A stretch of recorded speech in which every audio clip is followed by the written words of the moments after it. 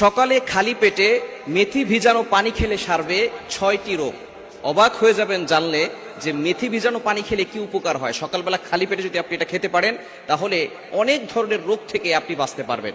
মনে করবেন এই আল্লাহ পাক রব্বুল আলামিন গাছগাছালি এবং এই মেথির ভিতরে যে শেফা দিয়েছেন, এটার ভিতরে কোনো সাইড ইফেক্ট নেই, কোনো পার্শ্ব প্রতিক্রিয়া নেই। আল্লাহ পাক রব্বুল আলামিন এর ভিতরে কিন্তু অনেক উপকার দিয়েছেন এবং স্বাস্থ্যের দিক দিয়ে অনেকটা উপকার হতে পারে একজন মানুষ যদি সকালে খালি পেটে এটা খেতে পারে। মেথিতে রয়েছে vitamin K, vitamin A, vitamin B, শুধু তাই নয় ফলিক অ্যাসিড, এরপরে পটাশিয়াম, ক্যালসিয়াম, আয়রন, এই সব কিছু কিন্তু মেথির ভিতরে রয়েছে। আমরা কিন্তু অনেকেই এটা জানি না।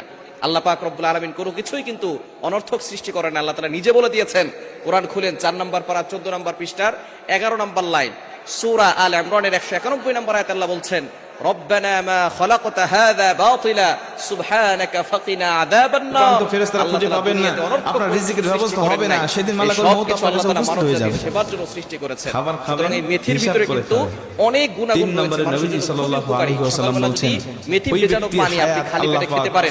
এক নাম্বার আপনার যে রোগটা সারবে সেটা হচ্ছে ডায়াবেটিসকে নিয়ন্ত্রণ করবে।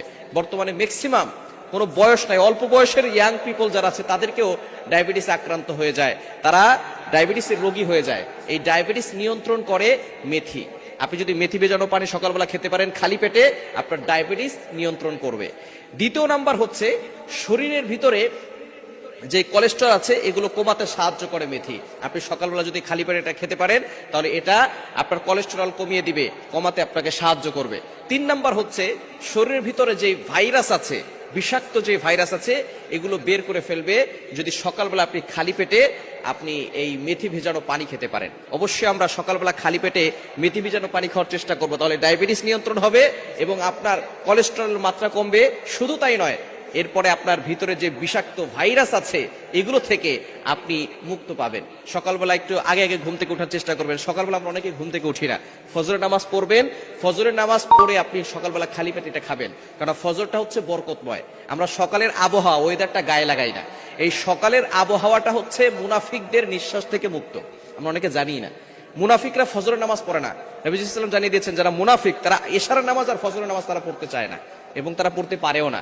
এজন্য মুনাফিকদের নিঃশ্বাস থেকে মুক্ত হচ্ছে এই ফজরের ওয়েদার। এই ফজরের আবহাওয়াটা যদি আপনার শরীরে লাগে তাহলে রোগ প্রতিরোধ ক্ষমতা বাড়বে। এজন্য প্রথম যে 3টি রোগের কথা বললাম, আল্লাহ পাক রব্বুল আলামিন এই মেথি ভেজানো পানি খেলে আপনাকে মুক্তির ব্যবস্থা করে দিবেন, এই রোগ আপনার কমে যাবে। এবং 4 নাম্বার হচ্ছে আপনার হজম শক্তি বৃদ্ধি পাবে।